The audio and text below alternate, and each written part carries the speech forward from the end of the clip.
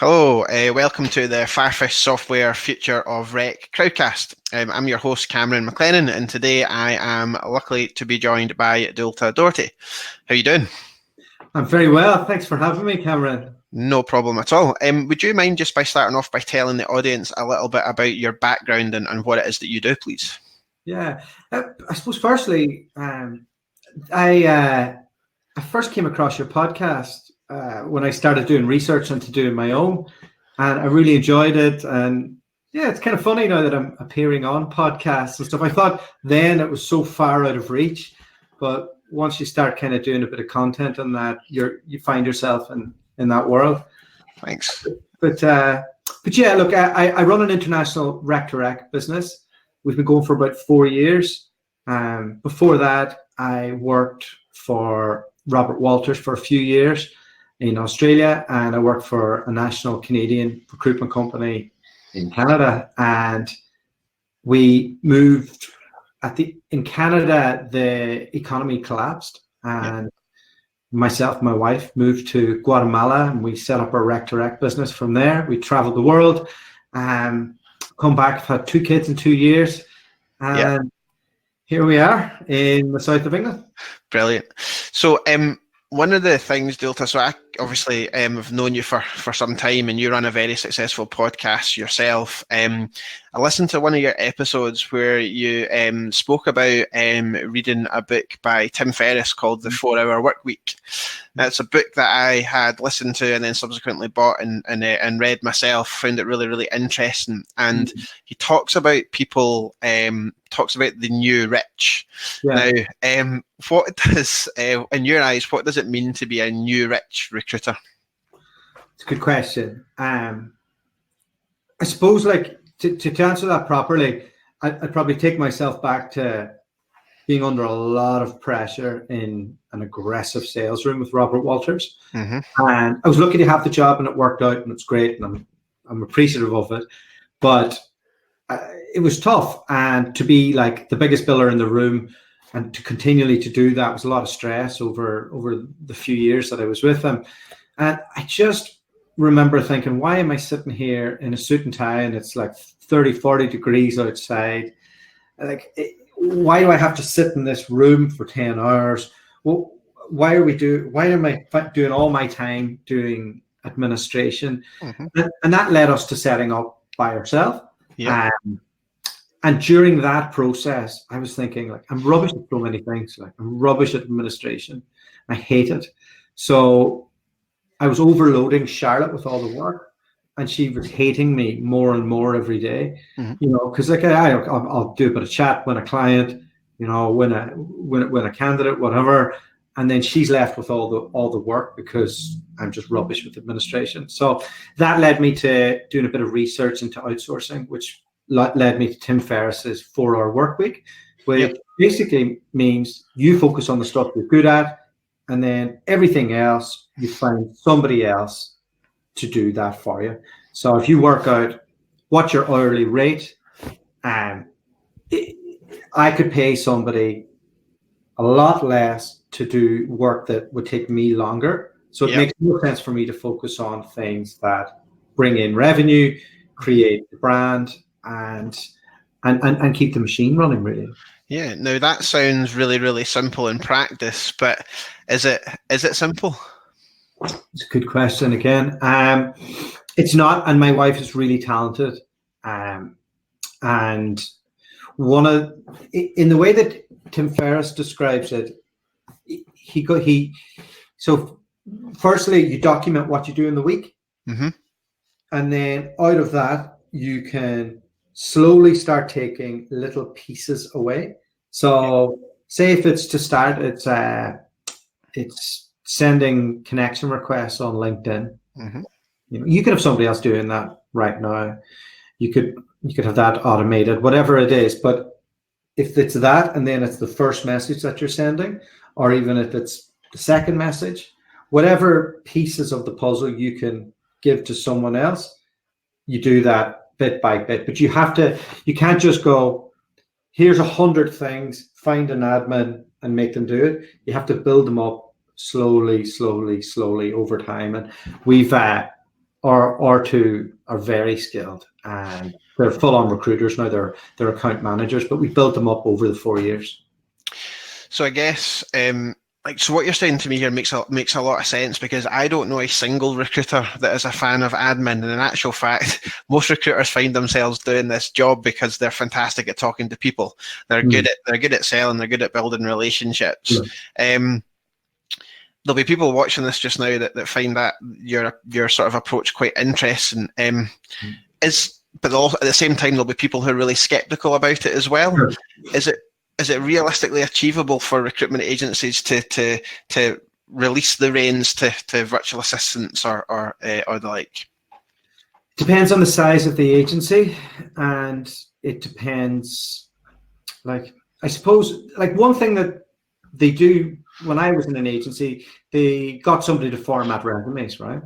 Okay. So, and there are a lot of agencies now do the data scraping and build all of that. So they are doing it already. It's then working out who should send interview confirmations, who should work out the diary schedule, and is that extra touch point going to help you make money, or is it, because that's the argument, right? The more I get at that client, the more I can squeeze out of them. Yeah. But is that true? I don't know. Like, do we have any data to back that up? Because when we have 50 interviews happening around the world, and I know that somebody's better at scheduling interviews and working diaries and that than me, then I'm way better at focusing in on the qualitative stuff that adds value. Okay. So how are your days filled at the moment then? Yeah. So basically just pretend I'm Joe Rogan all day long. Yeah. My wife would tell you we don't do enough, but it's half term, right? So we have 2 kids under 2. My wife has just come back to the business, and we've launched a local RPO business. So whoever's the least busiest has to pick up the kids at 3:30. So typically that's me for this week. And there's a lot of challenges in running a business with your wife, and that's when you have 2 kids under 2, it's tough. But I suppose I would start my day going through messages on LinkedIn, and from my emails, see what's come in from inbound and all the rest. Then I would I'll have a look at my schedule. Usually I'll have a podcast to record. I'll have 4 or 5 candidate calls scheduled in the diary, and I'll have maybe a client meeting as well. Podcasts can probably kind of are a bit like client meetings sometimes. Like 50% are our clients that we work with. We try and keep it interesting and have lots of other people like, DSP or Dave Hume or people in the sourcing community and that. And then now that we're launching this other business, we've got an office now. We've just hired somebody. So now it's trying to help Charlotte win some business on that side, hire some staff internally. And then in the evening, I'll make sure I have a bit of exercise in during the day. In the evenings, I'll take calls from 6 till 8 or 6 till 9 most nights. Yep. And then I'm on WhatsApp, whatever, going back and forth. The problem is we do business all over the world. So Australia, people need stuff first thing in the morning and last thing at night. Yep. Clients can be a bit feisty over there as well. Yeah. It's a hungry marketplace. Mid-afternoon is a lot of the USA, and now we're focused on London as well. So most of the rest of the day is trying to get in on that. So the things that you've implemented from the 4-hour week into the business, has that made it easier for you with the internationalization, having the clients and candidates in different time zones? Well, we just burnt out when we tried to do it ourselves, because if you get a good candidate, they're going to get 6 interviews, and 1 of 4 of them are going to decide that they don't want to do the interviews because for whatever reason they were just testing the water and they got scared as soon as you get them interviews. Less and less, we get better at qualifying them as time goes on, but it happens, and then you have to reschedule them all. And then before you know it, you're up all night trying to do it all. But the way I would look at it is Andrea does 25 to 30 hours a week for me. That's hours that I would have to do administration in and sourcing in. And Arena does just 30 to 40 hours a week for me. So again, and large part of that would be sourcing. Again, I couldn't do it. Yeah. So if anybody is watching this and they're thinking, "Love this! This all sounds like gravy. It's a great idea." Did you like just start with a single task for someone you're outsourcing to, and then build it up that way? Yeah. So once you get one in, so yes, start with one, get a single task done, build her up every week, give another task. And then when they have a perfect, give them another task. So you might start them on 5 hours a week. You might start them on, then go to 10 hours, then go to 15. And then before you know it, they become part of the furniture. Then that assistant is to train the next one. So whatever task we do, Charlotte will write detailed work instructions and workflow documents. And they'll be able to specifically go through it on that. A lot of the problem that happens when people try and get virtual assistants is they do it on the cheap. So like our girls are quite well, they're educated, they've got a bit of administration experience. Andrea is based in the UK, Arena is based in Serbia. But then for the more redundant, repetitive tasks, we'll go to the Philippines, and we've got Giselle there. So her English wouldn't be as good. So she would do a lot of the very basic stuff that's repetitive. To almost take away the work from the girls. Yeah, that makes sense. And I think, God, I'd love a day where I didn't have to do any admin at all, and focus on the revenue generating stuff, just on the pounds and pence. And I think there's plenty of people in here that would agree that that's where your time's best spent. If you're a recruiter. What's been the biggest challenge that you've had as a business in adopting that sort of model? I suppose because we did it quite early on. Look, I'm very lucky to have Charlotte in the business, and she was able to do all of this. So the biggest challenge was Charlotte went and had 2 kids in 2 years. So we had to replace her within 2 years, within, I don't know, 4 weeks. And at that time we were driving around Europe, just having a good time and doing all the stuff that I'd still love to be doing. But yeah, that was a challenge. I could imagine the challenge for anybody who's listening to be able to do this would be to give up control, to believe that, nobody writes an email like I write an email. Nobody sends an interview request like I do. Nobody sends a message. Like, that's simply not true. Like, you can train people to do it. And I suppose the other bit then is to trust people who are not on site. And again, that's built up over time. Like, I think we're going to touch on it later, but Gary Vee would say, give all the trust and then let them mess it up from there. Yeah. I think there's just the recruitment industry as a whole has a problem with things like allowing people to work from, or not most of the industry, not all, but a lot of it has that whole fear of relinquishing control. You must be if you're a billing recruiter or you're doing anything for the business, you must be in the office. There must be a bum in that seat over there to be doing it. And I just think it's, in this day and age, particularly when it comes to attracting talent and flexibility, and that's just so backwards. I think there's I think a lot about that as well, Cameron. And it might be down to the 360 model. It's very difficult.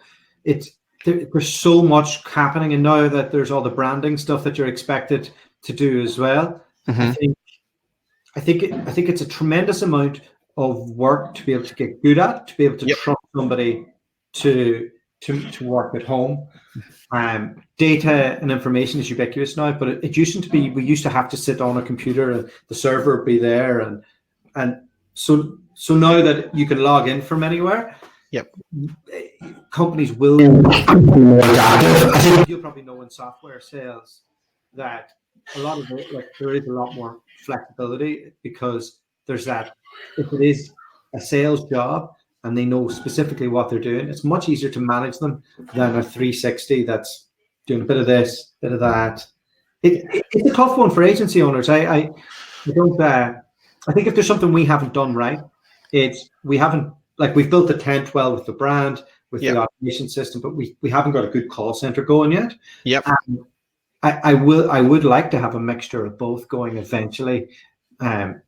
So I don't want to be the 4-hour work week guy. Yeah, of course. Yeah. But I think with the 360 model as well, it's a baffling one because you need to be speaking to candidates a lot of the time out with the working day.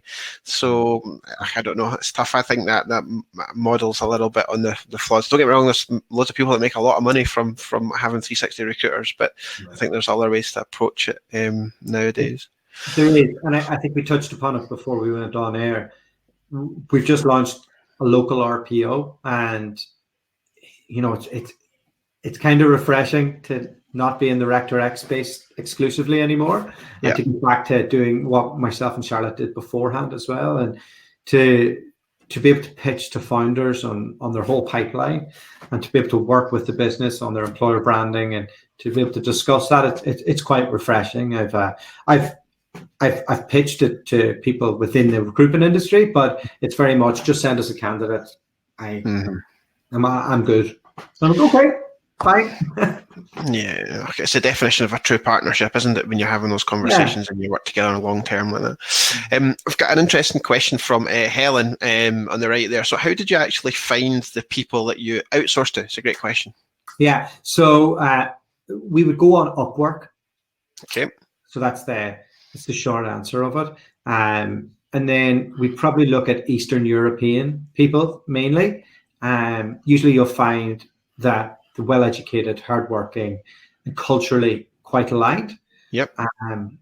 But again, if it's a really cheap task, a really like repetitive one, then I go to the Philippines. I've had a lot of trouble with India, with Pakistan, with America's too expensive. But what we do is once we get it right with them, we'll bring them straight off Upwork and put them onto Payoneer. Okay. Because that gives them a 20% increase in the hourly rate. Ah, right. Okay. And then are you setting them like a task or a test or anything like that? Yeah. So the first interview is a test. Okay. Okay. Interesting. Yeah. A good one as well from Dawn. Besides Tim Ferriss, who else has influenced you? Yeah, this one probably won't be going too well, but I'm really into Gary Vee, and a large part of what we've done with the podcast and how we've gone about that is been from what I've learned from listening to him. It's very simple stuff, and I think that's why I'm a pretty simple guy, so that's why it's resonated. That's one of the things that's very noticeable about how you run your agency is that you obviously recognise the value and importance of good marketing. Can you tell us a bit about why you think marketing is so important in the recruitment industry, and take us through how you like to market you and your business? I suppose firstly, question. Yeah, that is. I did a postgrad in marketing 1,000 years ago, so it's always been kind of something I was interested in, and I probably just wasn't bright enough to get into that industry. I didn't have the administration skills to get into one side, and I didn't have the art skills to get into the other. So eventually got into this game, and then I suppose the basics of recruitment, it gets a bit repetitive for me. So I like the creative side. Why is it important to market? I suppose marketing's there to surface sales, right? But it's also there to guide the whole business towards their direction. So I think it's just something that's really interested me. One of the things I was really surprised at was I saw on your Instagram the other day that you've had 100 guests on your podcast in the past year. Yeah. And that is a seriously dedicated effort in putting out good quality content. What's that done for your brand and your business? Well, your brand's what people say when you're not you're not in front of them or listening. So hopefully it's done all right. But as you know, the recruitment to recruitment industry, and we service the same people. It goes quiet at certain times of the year, and I was determined not to get depressed last summer. Yep. So I just went for it and put a couple of mates on. That worked out. I knew they were charming. I knew they could kind of do their thing. I then went through my LinkedIn feed and seen who was kind of popular. Yep. Got a few others on that. And then I started going after bigger hitters like Greg Savage. Yep. And people like that. And then I thought, right, okay, I kind of have this down a little bit now. And I started thinking, right, bring in clients. Mm-hmm. So started filtering in them every 3-4 episodes. Yep. And then what I suppose what we do then is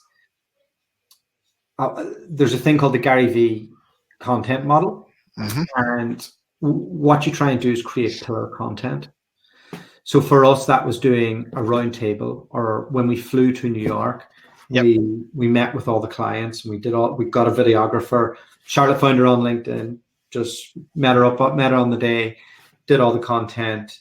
Then me and Charlotte would sit down with a glass of wine, go through all the content, turn that into micro content, yep. and then give that to the team to disperse across all the different channels and use it in part of our messaging sequencing.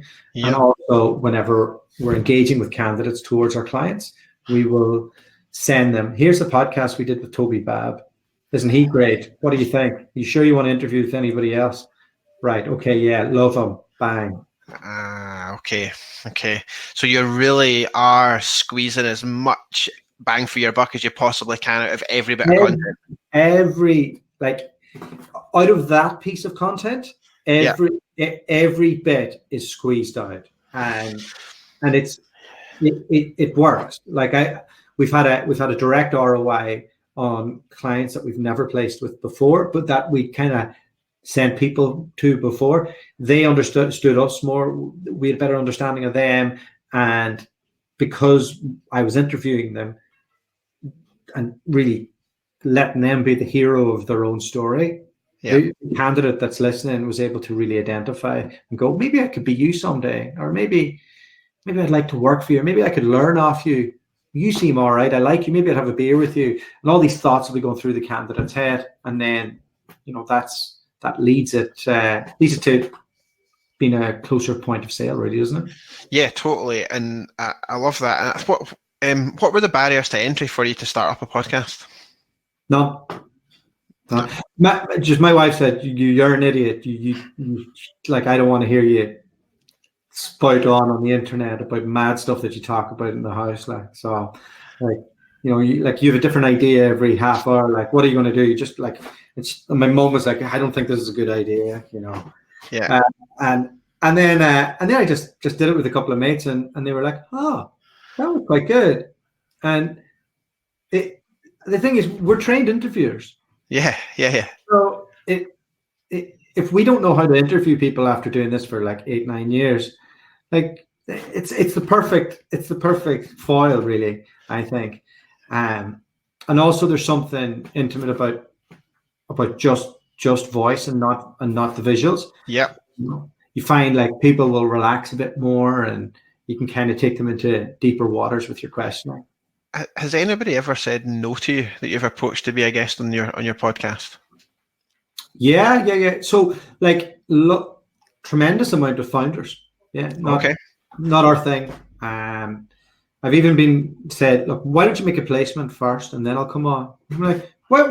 You want to pay me 10 grand? And then you're going to come on for employer branding? Would you not come on and get my audience for free? Yeah. But like, it's funny. In Ireland, I have a new founder reaching out to me every week. So they're all going for it now, because it's a boom market, and it's all guys my age that are setting up agencies. Yep. In America, all the UK agencies, yeah, big time. In Australia, sometimes they're still a bit behind. And in the UK, yeah, London's definitely catching up. Yeah. And in Asia, they're great. Like all the guys in Asia want to tell their story. Expats in general. Yeah. If you're watching this and you're thinking about you run an agency, and you're thinking about starting a podcast, would you give any advice you would give people? Yeah, just start with interviewing somebody that you know. Use Anchor. Just give it a go. Try and do it for half an hour. Until you know what you're doing, write some questions out. But try and just keep the conversation flowing. Think of somebody interesting that you know. Like my mate Gareth played professional football, and we ended up working together in Robert Walters, and I knew that journey from having everybody going, "Oh wow, you're a professional footballer," to get on the phone, and now he owns his own agency, and he was in New York whenever I went to Canada, and I just knew that was an interesting story to get started with.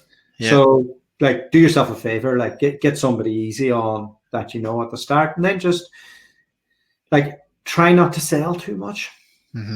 Try and make it about I hate people who just monologue. So try and make it about the guest and their journey, and not how amazing you are and how smart you are. Yeah, that's probably really important. That's sound advice, and I think that everyone that works in an agency has valuable things to say about that market, agency owners, etc. So, it's worthwhile. Do you measure your marketing ROI, and if so, what sort of metrics do you use? Yeah, not well. Okay. So that's the first. So I've hired a freelancer twice a week now. So you've noticed my Instagram. She does that. Okay. I'm starting to learn how to use it a little bit, but she's kind of that generation. I spend most of my time marketing on LinkedIn or creating that. So I'll watch the viral threads on that. I had one that went to 200,000 this week. Yeah. And there's I kind of know how to do that now. Yeah. So I'll keep an eye on that. In terms of the website, I'll get that reports on that from my mate Carol, who runs the website. But we don't in Rec2Rec, you don't really get much candidate flow. So in terms of the podcast, Anchor has all the stats on that. So I know that there's been 70,000 downloads, and out of that, I know that most of the listeners are USA and they're independent recruiters, or they're agency recruiters based in England and Ireland and Australia. And then in terms of ROI, I know who we've placed with that's come out of the podcast. Yep. But I don't know, for example, see the way that you're able to tell there's 108 people here, their emails, you can retarget them, you can do all that stuff to them. I don't know who's listened to the podcast because I don't have that stats. Yeah. So that's something we need to work on, obviously. Hopefully that answers your question. Yeah. Not a marketing expert, just kind of figuring out as we go along. So Ward's asking there, so as a Rec2Rec, do you think you have a distinct advantage when doing a podcast, and that you have a deeper understanding of your industry than most recruiters servicing industries they've never worked in? It depends how interested you are in the industry that you're going into. I was stuck in a rut. My wife was having a baby, was having our children. I kind of just felt like the business wasn't going where I thought it would be. My peers were overtaking me. Yeah. And I had a whole network of people to reach out to study off and learn off for free. Yeah. So in that journey, it made for interesting learning for me. And then I know that there's so many other founders who are in a similar stage, and given that maybe it is, but if you're really into it, I think it couldn't be a problem. Yeah, I think if you're really immersed in the market that you're involved in, you'd be great at it. It's And Teresa's asking, you've 70,000 downloads of your podcast. 1 year. 1 year. Brilliant. That is an unbelievable reach for starting it a year ago. It's fantastic. Yeah. And the more whenever I was doing them frequently, like 5 a week, I was getting way more than right now when I do 1 or 2. Really? Yeah. Is that to do with the way the podcast platforms operate? Were they giving you more visibility, or do you know? No, I think, look, the general secret is the more people that you interview, the more times you get them to share the podcast you did with them, the more you're reaching out to newer people and you're building things. Also, I think the podcast, you get better the more you do it. Mm-hmm. And yeah, that you just kind of go on a bit of a roll. What do you think the future holds for recruitment agencies? Ooh, that's a tough one, isn't it? Well, we're focused on the RPO side. If I've learned anything over the last year, it's that I want to be as close to whoever makes the decision on the money as possible, and I want to work with them on their talent acquisition and on their employer branding, and really have a seat at the table. So I think that's the future, because anything else out of that, like once you have that, you could do a specialist agency off the back of it. Don't get me wrong, specialist 360 agencies still work, and I don't see them going anywhere. But I think some of the figures of maybe what the S3s of this world are making now compared to what they did before per head are way down. Barriers to entry are so low that there's more and more independents setting up, and competition's intense. So how can you give yourself an edge? How can you add value? How can you do it so you enjoy it and you don't burn out? Yeah. And all those things, I think about those things all the time. I've been doing this show now for 3 years, I think, and that's my favorite answer to that question. Yeah, awesome. So on that note, guys, just want to say a massive thank you to Dualta for taking time out of his day to join us today on the show. Also, thanks to all the guests that came in to join us, and particularly those that commented down the right-hand side. It's really, really appreciated.